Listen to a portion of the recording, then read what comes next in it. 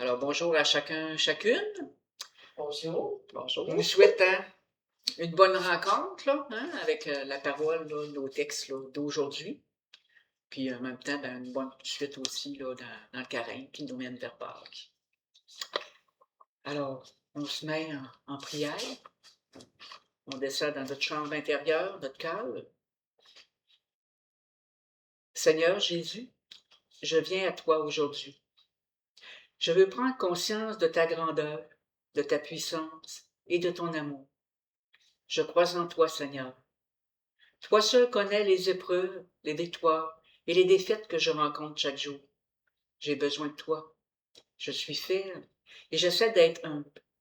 J'ai besoin de toi pour ne pas perdre courage, pour trouver ce que mon cœur désire ardemment à chaque instant. Un amour sans fin, un amour indéfectible, un amour éternel, un amour qui est le tien, Jésus. Accorde-moi la grâce, en ce moment de prière, de ressentir un peu plus ton amour pour moi. Amen. Amen. Alors, aujourd'hui, nous prions avec le psaume 24-25. Son réponse est à celui qui veille sur sa conduite, je ferai voir le salut de Dieu. Seigneur, enseigne-moi tes voies. Fais-moi connaître ta route. Dirige-moi par ta vérité. Enseigne-moi, car tu es le Dieu qui me sauve. À celui qui veille sur sa conduite, je ferai voir le salut de Dieu. Rappelle-toi, Seigneur, ta tendresse, ton amour qui est de toujours. Dans ton amour, ne m'oublie pas, en raison de ta bonté, Seigneur.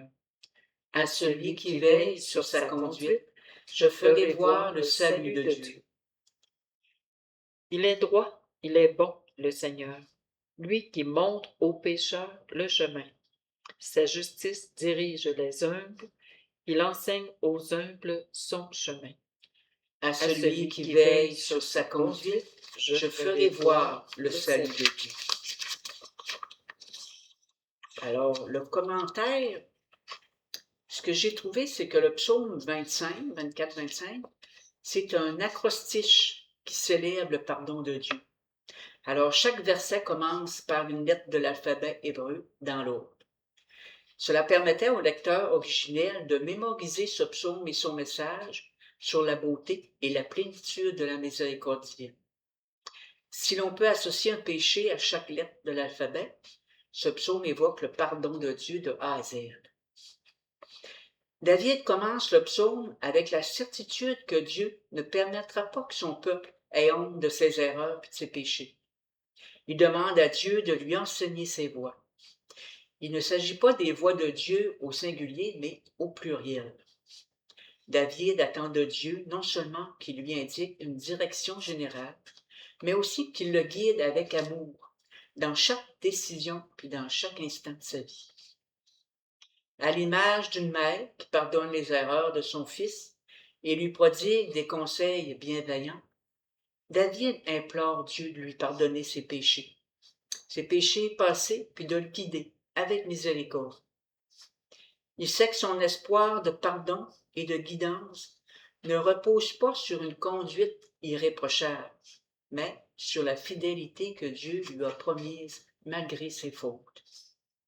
Une fidélité qu'il a aussi envers nous, Oui. Malgré nos fautes, nos péchés qu'on peut commettre. C'est bien ça sa grandeur. C'est bien Oui. ça sa grandeur de Dieu. Oui, puis on doit en être toujours convaincu de ça. Oui. Ça ne veut pas dire qu'on peut pécher comme on veut, là, faire par esprit pour faire le mal, là. Mais on ne doit jamais se sentir là, abattu à terre, en pensant que non, Dieu ne nous pardonnera pas. Au contraire, Dieu va toujours nous pardonner, il va toujours nous aider à nous relever, puis à repartir. Puis ça, il faut toujours qu'on l'ait là, d'inscrit dans notre cœur, cette confiance-là. Oui. David, il va même jusqu'à dire que l'amour de Dieu pour sa repentance exige le pardon en réponse. Alors, ceux et celles qui font l'expérience du pardon et de la direction personnelle de Dieu ne sont pas parfaits, mais ils font humblement confiance au Seigneur, le craignent et se tournent vers lui. Puis là, quand on dit craindre, c'est pas dans le sens là, d'avoir peur. Hein. C'est de craindre, d'avoir peur, de lui faire de la peine, puis d'avoir manqué à son amour, de ne pas avoir réussi là, à répondre là, à sa parole, à la vie, puis tout ça. Mais pas la crainte que Dieu il va se fâcher, puis qu'il va nous punir, puis qu'il va nous faire mal. C'est pas sa crainte-là. C'est dans le sens de reconnaître notre faute. Ouais. Et que Dieu va nous aider à nous en libérer, hein? Oui. Pas à s'enfermer dedans, mais à nous en libérer. Ouais. C'est ça qui est étonnant des fois avec les mots français. On n'a pas nécessairement le sens que le mot hébreu voudrait dire. Ouais. Fait qu'il faut faire attention. Hein, c'est un peu comme dans l'Évangile où Jésus va demander à Pierre, m'aimes-tu? Ben, on entend, nous autres, dans l'Évangile, 3 fois, m'aimes-tu? Mais en réalité, si on prenait dans l'hébreu, même le grec, les 2 premiers, c'est pas le même mot que le dernier. Non. Les deux premiers, c'est un peu comme en anglais, pas en espagnol. En anglais, ils vont dire love. Tu loves ton amour, ton amoureux, puis tes enfants, puis tout ça. Mais tu vas like ton chien, ton barre de chocolat, puis tout ça. En espagnol, c'est la même chose. On a amar, puis on a amar et querer. Mais en français, on a juste aimé.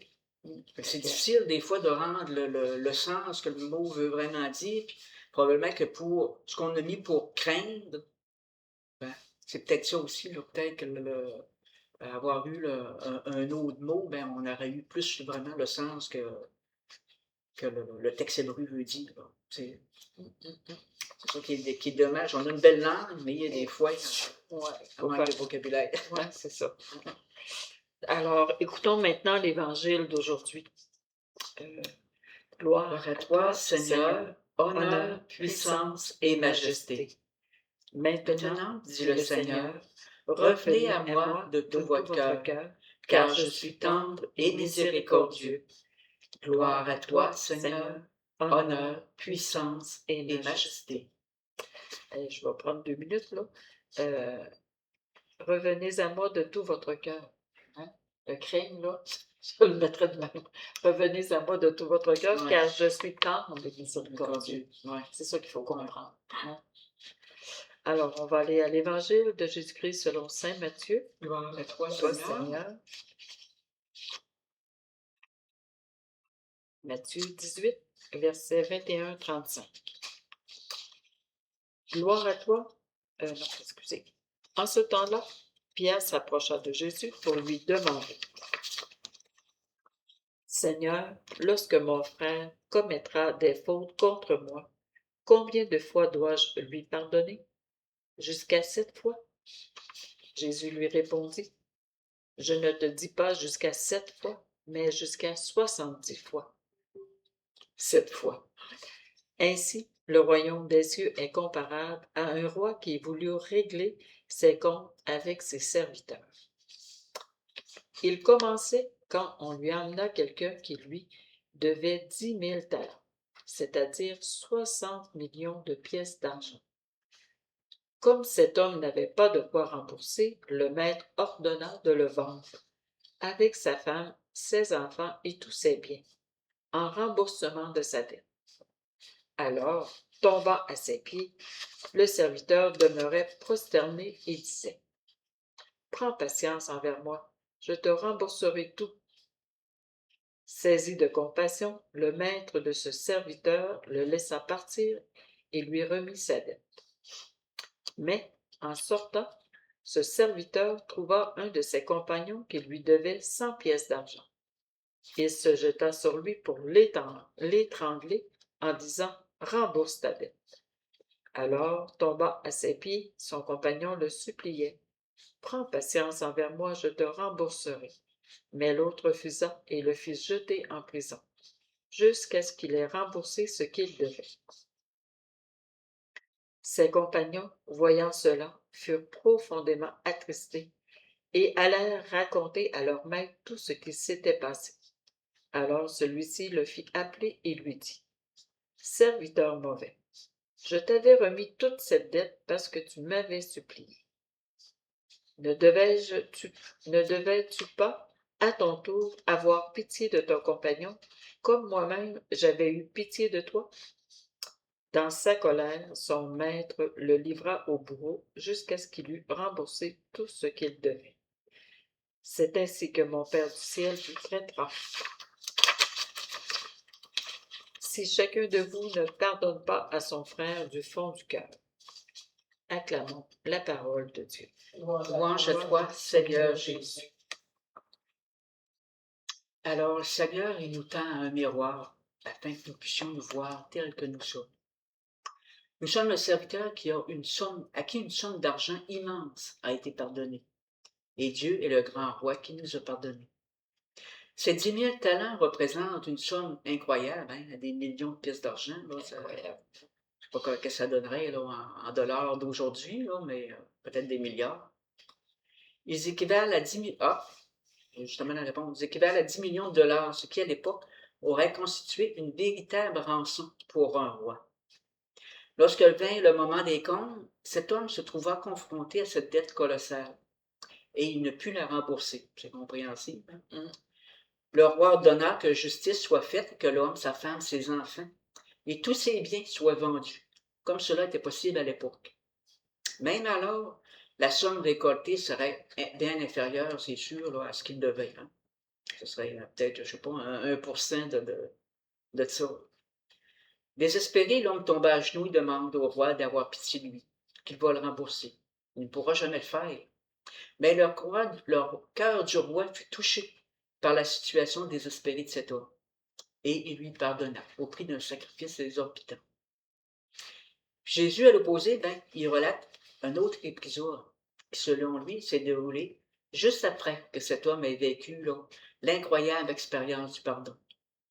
En partant, il rencontra un homme qui lui devait 20 dollars. 20 dollars au lieu de 10 millions. Toute qu'une marge, Toute qu'une marge, oui. Et le saisissant par le cou, lui dit de lui payer ce qu'il lui doit.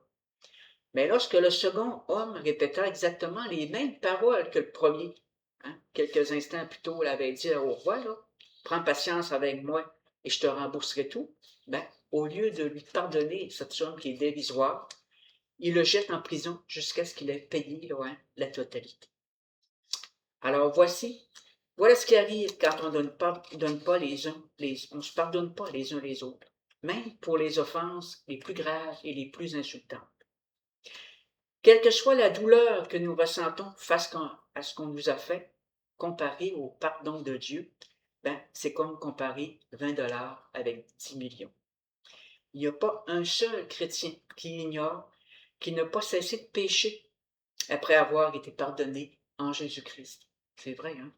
On est pardonné, puis là, on va vivre le sacrement du pardon dans nos communautés. Quand on va sortir de là, c'est pas fini qu'on ne pêche plus du tout. On sait bien que ça ne prendra pas grand-chose pour qu'on retombe là, encore une fois. Ne serait-ce qu'une mauvaise pensée. On a toujours une impression sur un événement ou sur quelque chose qu'on ne veut pas. Ah oui. L'important, c'est pas rester crocheté dedans. Oui, c'est en plein ça. Ouais. C'est ça. Alors, il n'y a pas un jour qui ne passe sans que nous ayons désespérément besoin de la parole de pardon du roi, de Dieu. Et pourtant, quand quelqu'un nous offense, avec quelle facilité nous nous emparons de la loi et exigeons qu'il nous paye ce qu'il nous doit. Nous exigeons des excuses. En plus. Oui. Nous devons pardonner, puis refuser, ce serait de l'hypocrisie, parce que c'est vrai. Quand on va préparer nos jeunes à la communion, puis vivre le pardon. Puis à un moment donné, on va leur demander si quelqu'un commet une faute, puis s'excuse. Est-ce que tu lui pardonnes? Oui. Mais si quelqu'un commet une faute, puis il recommmet, puis il recommmet, puis il recommmet, est-ce que tu vas lui pardonner à chaque fois? Non. Puis là, dans ce temps-là, je leur dis toujours, « Hey, c'est quoi que vous dites dans notre Père, là, hein? Père, pardonne-nous nos péchés. » Comme nous pardonnons. Aussi à ceux qui nous ont offensés. Puis je leur rappelle tout le temps que Jésus il a dit justement, pardonner 7 fois, 70 fois cette fois. Là, ça veut dire, là, c'est tout le temps. Mais quand même, bien qu'il refera la même affaire tout le temps, tu pardonnes. Il y a ça. Parce que, comme ça dit, si on ne donne pas le pardon, mais que nous autres, on demande à Dieu de nous pardonner, ben alors c'est vrai qu'on est hypocrite. On ne peut pas exiger la justice d'autrui quand nous-mêmes ne vivons pas dans la justice. Comme le roi lui dit à son serviteur, ne devais-tu pas à ton tour avoir pitié de ton compagnon, comme moi-même j'avais eu pitié de lui, hein, comme moi-même j'avais eu pitié de toi, excusez. Tel est le fondement du pardon chrétien. C'est aussi ce qui le rend possible. Puisque cette dette immense et accablante envers nous a été effacée par la grâce de Dieu, ben, nous avons aussi la capacité de pardonner. Et je me rappelle tout le temps, je ne sais pas si vous vous souvenez de ça, 2 jeunes qui avaient été tués, ça fait longtemps, là, peut-être dans les années 70, je ne sais pas trop. Là. Puis les parents de la fille, il y avait eu un gars et une fille de tués, puis les parents de la fille, ils sont allés rencontrer un des 2 tueurs en prison, à la prison de Port-Cartier, puis ils lui ont pardonné. T'sais. Après plusieurs années, hein, ça avait... Puis le garçon à qui ils ont pardonné, lui, il avait accepté de les rencontrer, mais l'autre, il n'a jamais accepté. Okay. Mais c'est quelque chose, tu sais, tu dis que ta fille, puis j'espère que c'était pas leur enfant unique, là, je m'en rappelle pas, mais ta fille, elle s'est faite tuer par des bandits. Puis que tu vas leur pardonner ça. Puis tu sais, nous autres, des fois, on a une misère à pardonner une petite affaire de rien du tout. Tu sais. Fait qu'eux autres, là, je trouve ça a été vraiment le pardon du 10 millions de dollars qu'ils ont donné.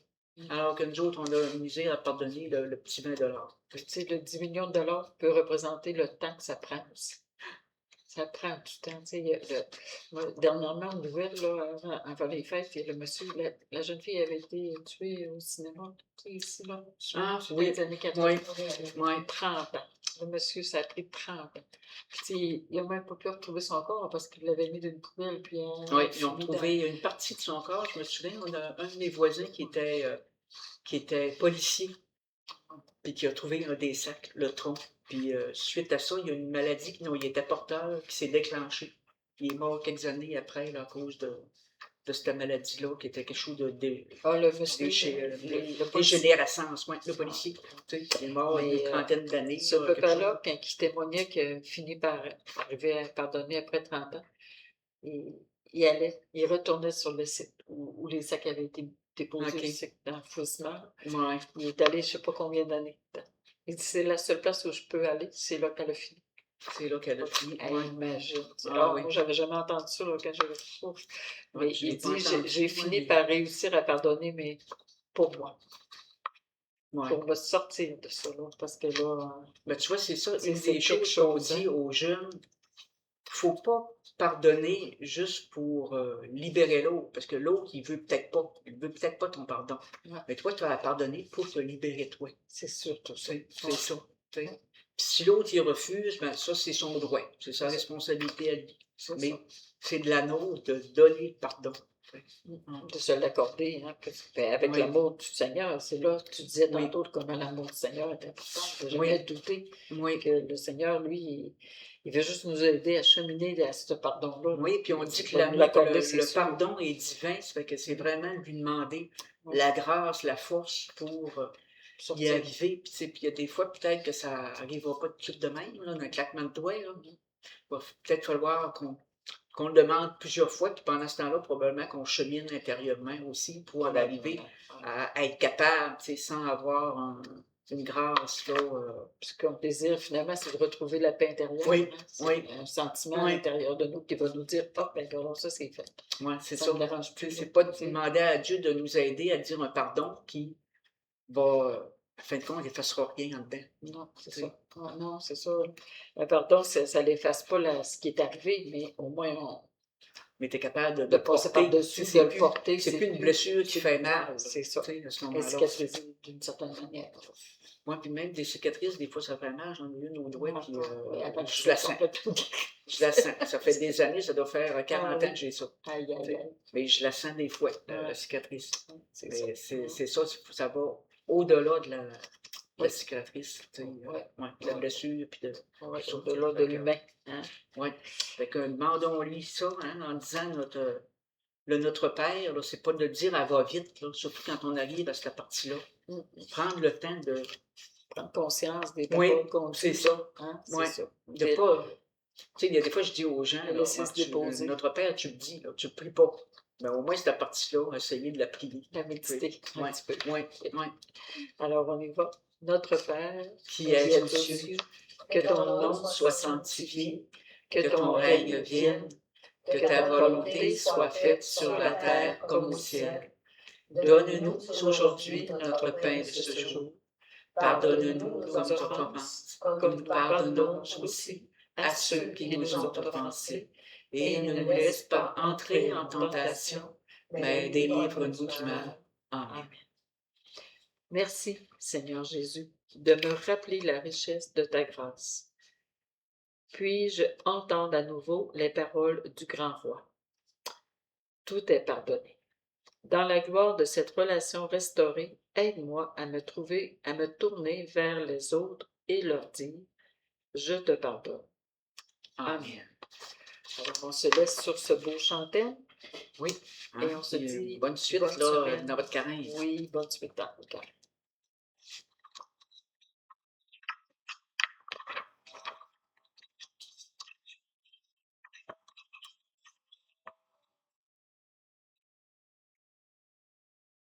Parole et présence, lumière et vérité, un bouquet de silence qui fleurit dans la paix.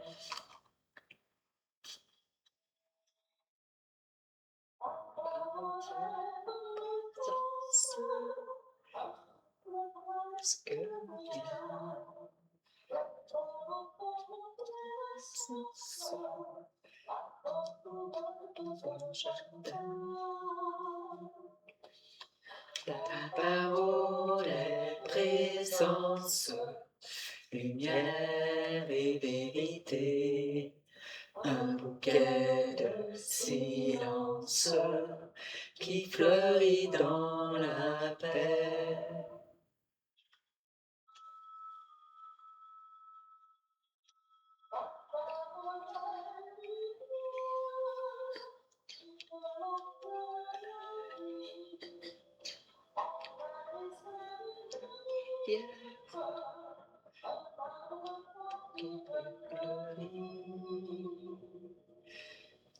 Ta parole est présence, lumière et vérité, un bouquet de silence qui fleurit dans la paix.